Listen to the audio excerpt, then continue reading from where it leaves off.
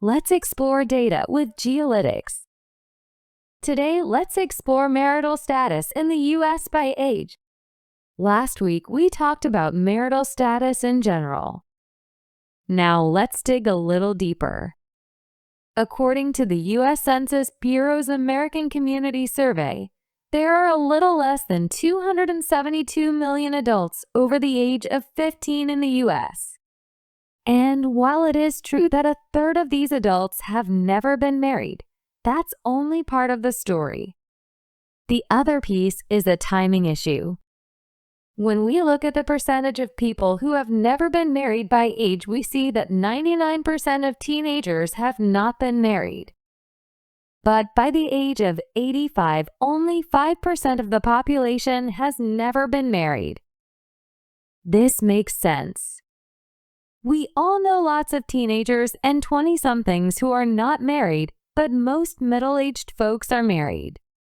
And we all have a couple of friends or family members who have never been married. When we look at marriage by age, there are several things you may notice.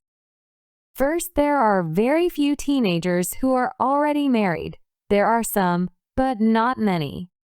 And the numbers increase over time until they top out in the mid to late 40s, which means if you are going to get married, you probably already are. The percentage of people who are married starts to drop by your mid to late 70s, not because of divorce, but because one member of the couple dies. So the survivor is no longer married, but rather is widowed. Divorce rates follow marriage rates.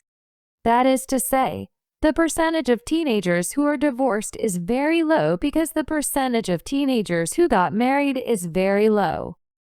So there aren't many married teens who could get a divorce.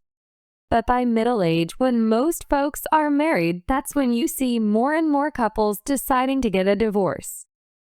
It's easy to run data reports about marital status, vehicle ownership, language spoken, homeownership, educational attainment, income, family structure, households, and hundreds of other variables with geolytics demographic data products like our American Community Survey or our estimates and projections.